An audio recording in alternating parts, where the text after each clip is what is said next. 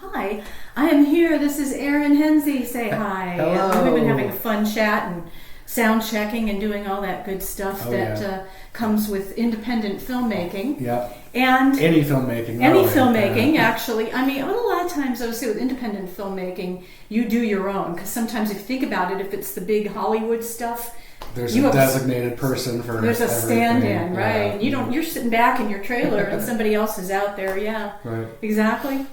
So that's it, and so maybe you can guess that's why I have you here. You do independent film. You're an actor, and I was going to say, gosh, it's been a really long time since we first met. I mean, that was you were with an improv troupe, sort of. So I want to say that was maybe 2008 or 9. So yeah, that's been probably 15 years. And I actually, it was one of the first jobs that I got that paid on a regular basis, a group called Act Out. Okay, and, you know what's interesting? I'd forgotten the name of it. Yeah, and so what they do is they go to schools and businesses, and they do what's called social issue interactive theater. Right. And so kind of the way I explain it is like if they go to an elementary school, they might do scenes about bullying or boundaries, or high school might be about dating violence or cutting or some kind of more serious issues, and they'll act out these scenes that, so it's sort of like a loose improv because we have points that we want to hit, and then when the scene's over, the director or proctor will freeze the action and we'll start a conversation with the audience, and so the actors will stay in character and they'll kind of give pushback on whatever the kids are saying to really make them formulate their arguments and opinions about things. And so it leads to some really great conversations. And it's a format that works for really any setting. They do it a lot for police mandates, training police officers all around the state. Yeah.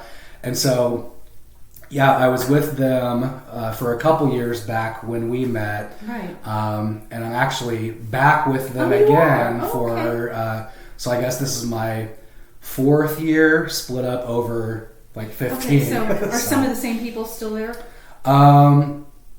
No. So I think the director now, who's a friend of mine, he started as an actor there after I left. So there's been a whole cycle of people come and go since. Yeah. So we kind of make jokes that I'm the OG and the new guy at the same time. Because what it was is, at that time, for people who might not know, my brother-in-law and I had a community group called the Indie Artist Peace Project, and we used to bring in poets and spoken word people and musicians, and I guess he found your troupe. And we had an event one night where we brought you in, and that's how we became familiar. And then the thing I remember is I reached out when I was casting Soldier's Song and had you come read for Dan. Yep. And it was interesting. And didn't cast me, by the way. Well, I knew that was going to come up. But I do have to say what happened was, I don't know if you ever saw the final film. I didn't. Okay. But sometimes you stumble into an actor that's just perfect, and not in talent per se. Sure. But we were casting somebody to play Tom Ford's brother in that, and this guy walked in who physically looked like he could be the brother. And I've got this thing about, I want people to tune that in, and I want to believe that. And I had him here auditioning, and it's like, okay, I'm going to have to tell Aaron he didn't get it. And because it just was, and I got Tom on the phone, I said, you got to come over here right now. And I saw them together, and just, the chemistry clicked. Oh, and absolutely. stuff. So, I knew we'd have a conversation about that, but that is interesting. But that was like the only reason, because you did, you did everything else right. And that's something to point out. I mean, if there's directors or other indie film people watching, you came in with the right attitude, or just the right everything, and the right feel and opening to asking me what I was looking for, and so you had all that. Well, I appreciate that, and I had a kind of an aha moment like that myself probably around that same time, I was auditioning for a play, and I don't remember the name of it. I'm sure somebody watching will be, oh, I know that. But it's basically about this businessman who sort of the whole play is just these different fantasies of how he can basically kill his wife and run away with his secretary. Oh. And when I was at this audition, it was pretty clear who the businessman was going to be. I don't know if it was pre-cast or what.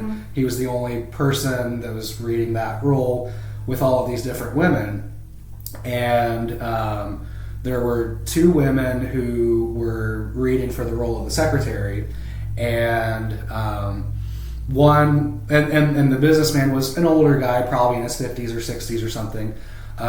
There was a woman who was probably in her 30s or 40s, who gave a good audition, but there was another one that if she was out of high school, it was just barely, and she was phenomenal.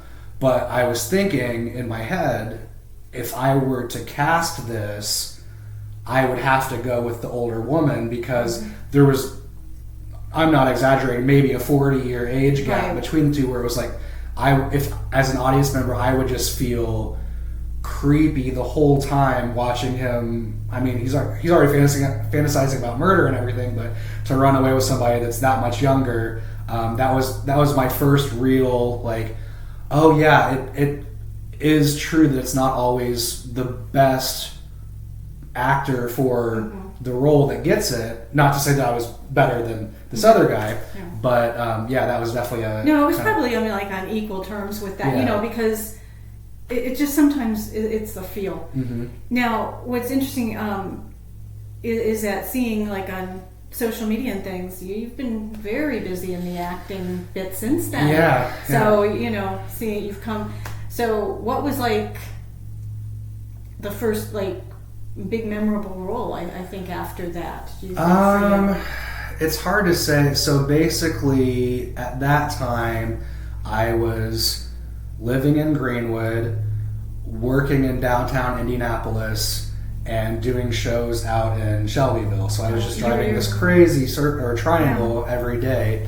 And then when I moved up to Indianapolis proper, I kind of left theater for a while. I was still doing sketch comedy and kind of variety show type stuff. There was a really cool show I did called the Encyclopedia Show, where basically we would each show was one night only, and it was a theme. And so the first episode might be bears, and so we might have a poet that does something about the Ursa Major or whatever, the bear. Someone else might do something about the Chicago Bear. Someone else might, and so I played Bear Grylls. So just it was a cool kind of variety show thing. So I would do stuff like that, and then focus more on film and TV. And I had a few really cool smaller parts, but in bigger things. I was an extra in Secretariat, so I can now say that I'm 2 degrees from Kevin Bacon, thanks to Diane Lane. Yeah, I was a background person in Stranger Than Fiction. Oh, nice. So I understand that. I worked in film with Will Ferrell. Right, which isn't a lie. Right, yeah. So there was that. Same kind of deal when Parks and Rec came. I got to work on that. And would do just some kind of local, small to no budget films. But then but I was doing commercials as well. And so that was kind of where I really started to get more. People would recognize me. So for now, I always hope this is going to go everywhere. Make this the one that goes viral, folks. But for people, I always say we are in Indianapolis, Indiana. What commercials might somebody recognize you from? So the biggest one that I've gotten the most notice from was Steak and Shake, which is headquartered here in Indianapolis. And that's kind of a funny story too, because a friend of mine, it was one of these where they were hiring, they wanted real people, they didn't want actors. and they just had a notice posted on one of the restaurant doors, and a friend of mine who's also an actress, hi Allie, she called me and asked if I wanted to go audition with her, and so we didn't want them to know that we were actors or anything, so we posed as real people. As real people, because actors aren't real people, we all know that. And ended up getting, and it was a really fun shoot for that. Got in a little trouble with my agent because I didn't go through them, but in Indianapolis, work is work. Yes. So that was a big one. I was going to say, I have to interrupt and say, in any independent anything, work is work. Yeah, for sure. In any market, that's an independent market. Yeah. Anyway, but so that was probably the biggest one. I did one for like an Ivy Tech adult education program. That was pretty cool because that came on while I was at a party, and all my friends that were there were like, ah. I worked with Dan Weldon, the race car driver for an IndyCar series, Safe Auto. So yeah, there's and for some of it, and one of the reasons why I ended up staying in Indianapolis is because it is so close to like Chicago and Cincinnati and Columbus and Louisville that I would drive for auditions because I had the time and money. Whereas when I originally moved here, I was thinking about moving to Chicago, and I just figured if I moved there, I would have to spend all my time working to afford living there. Whereas here, and then from there too, it's longer to Cincinnati, longer to Louisville. Absolutely. And I know those are pretty big independent markets for from sure. what I've seen. Yeah. So I always like to sigh a little because when I get actors in this chair here, actors always have their little side thing, and I didn't know what this until yesterday, I think. Okay. You bartend. Yeah. Okay, so that's one of. So how long have you been a bartender? I first started bartending in towards the end of 2012. Okay. So a little over 10 years now. But I'm happy to say that as of about a year and a half ago, that is the supplemental income. Oh, that's great. For about a decade. My main job was bartending, and then I would make some extra money on the side. But it was interesting because the post was literally that I guess people wanted to see you as the bartender. Yeah. So you obviously developed a following there too. Yeah, and so when I first started bartending, it was for a wedding venue, and I still work there on occasion, but it's a great job. Everyone's always in a good mood. You're not breaking up fights. So it's kind of different than when I was like a bouncer at a live music bar or something. You did that? That was back when I still lived in Bloomington. Oh, wow. But it's usually private events. It's people that you might see a couple times if they happen to have a friend get married at the same place or whatever. But right around the start of the pandemic, I had started working at a bar, and you have your regulars, and it would get to the point where I would end up booking a show, like a play that would take me away from bartending for longer, and so I would come back maybe a couple times a month or something, and like the staff and the guests and everything were like always excited to see me because they hadn't in a couple weeks, so that was a really cool feeling. But even just so I think the post that you're referencing, I'm about to work a concert in Fountain Square, and the community of theater and film and everything in Indianapolis, I really feel like theater scenes get bad raps for being really like hard to break into and exclusive, and there's some of that where me as a director, if I am casting somebody, I do want to work with somebody I've worked with before because I know that they won't be a pain or be late. Yeah, I understand. Easy to work with. So I can see a little bit of that, but also just the community as a whole is so close knit, and I mean, there's theater companies that like their board will go see a play that another theater is putting on, and really just building that community as a whole. Whereas you're not really competing with, I mean, you are competing to get butts and seats, but at the same time, a big portion of who comes to see your shows are also people that do other shows. And so having that, so all that to say, that post was for some of my theater friends too, if they happen to have the night off and want to come, enjoy a concert. And by the way, I would say I like to do these things organically. When I did the interview with Tom, and it was a Tuesday, our lawn people decided to show up, and today's Thursday. I wish they'd make up their mind what day they were coming, because I'm like, okay. And we didn't really hear it too bad on the other interviews, so. Okay, yeah, fingers crossed. Fingers crossed on that. No. You're nearby. But I try to just keep going, but that's in case anybody's hearing, what is that? That's our lawn people again. Right. I'm going to have to go interview them and try to see how they, Yeah, and then I'll come. And you'll come and do a soliloquy or something. Yeah, I like that. But, no, as I was saying, it's really great, though, that the bartending has gotten to be the side thing now for you. So you're doing mostly theater now, I think? Yeah, so as great as, all those opportunities I had with film and commercial and everything, it really, I would literally work jobs that I had to be okay with, like day jobs, that I had to be okay with just calling in on a day's notice, and because I had to go drive 2 hours to Louisville for a 30-second audition and then come back, and I definitely I miss some of those opportunities, but unfortunately working day jobs that are acting related now too, and so back with Act Out Again, which I mentioned, I also started working as a simulated patient for IU Health and Butler's PA program.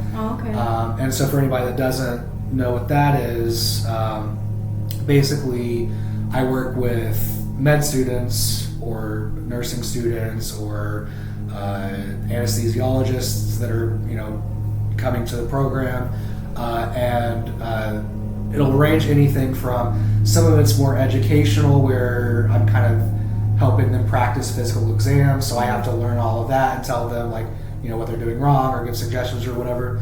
But then some of the more fun acting stuff, I might play like a husband who's upset that his wife isn't getting the treatment that he believes she deserves, or I might be a patient who they have to break the bad news that I have cancer, or so there's some stuff like there's a one where it's a kind of more regular one where I'm playing somebody that's having a psychotic episode, and so it's still using the things that I've learned as an actor to help educate others and give them practice for what they're doing. And those are jobs that are just a lot more fulfilling than my even before bartending, I was working as an administrative assistant, which was a great company, but I didn't move up here to sit in a cubicle, and so now it's less likely for me to even go on an audition because I'm already doing something that day, work-wise, that I don't want to give up. And also a big part of it too is ever since the pandemic, a lot of the agencies are doing self-submissions now, which can be great to save you, the drive to Louisville, like I mentioned. But at the same time, I just personally feel like I don't really have a setup where I can film and edit and everything a good audition to. Something else for me on that is I like to give what I would say the feedback. If you're making a video and sending it off, or there's not even that Because a lot of live auditions, you'll actually read something and they'll say, can you do it again this Exactly. way? And you don't have that interactive feedback that I do think you need. Yeah. To And without that, I almost feel like just like me self-submitting and then getting cast or not through this agency, it almost is more just like a finder's fee now, Right. as opposed to them being the ones that are doing the filming and giving that direction and suggestions, or what has worked for us is this, or Right. and plus there's a little bit of that community. Like I ended up working for a theater company that turned into a company that started putting on a TV show because of running into a friend of mine in a waiting room at an agency to audition for a commercial. And so, I understand, I'm sounding like an old guy here, like adapt with the changes, but for me, it has a little bit less of that. I don't know, like it might sound crazy. I would rather take 4 hours out of my day to go drive to an audition and then come back than take an hour out of my day to submit something that I don't think is going to be as good a quality. So do you have a website that we can direct people to, or if they wanted to look up, see where you'd be performing or even bartending? The main thing that I use for marketing and promotions and everything is still Facebook. Okay. I know the kids haven't really gotten on that ship, but it's just my name, Aaron Henze. I've toyed with some of those like talent sites and stuff over the years, but most of them were either, after a while they want you to pay some type of fee, or they don't post the updates you send them. Yeah, exactly. So right now that's the best way to get a hold of me, or just keep tabs on what I'm up to. But I sometimes have different projects in the works that end up having their own sites. Like I did a show for a year called Indie on the Town, which was a really cool local sort of an arts, culture, human interest half-hour magazine style like interview show. Okay. And there might still be an active website for that. We're kind of on hiatus for that because we filmed the first season in 2020 when nothing else was going on, and then we all had the blessing and curse of getting really busy. But that first season did air on WHMB, which was really cool. It was the first time I ever had a show on TV. We had to have some kind of serious conversations about, like, do we really have the time to put into making another season without financial backing or anything. And it's something that could happen again at some point, but I think some of those clips, because like a 30-minute show would be usually 3 8 to 10 minute interviews. A lot of those are on YouTube as well, I think. So again, that's Indie on the Town. That's awesome. Yeah. So it's been a lot of fun. It's been a lot of fun talking to you again. Yeah, you too. Okay. So you can look up Aaron on Facebook. I'll have the information in the description. Yeah. And I will see you next time, wherever. All right. Thank you.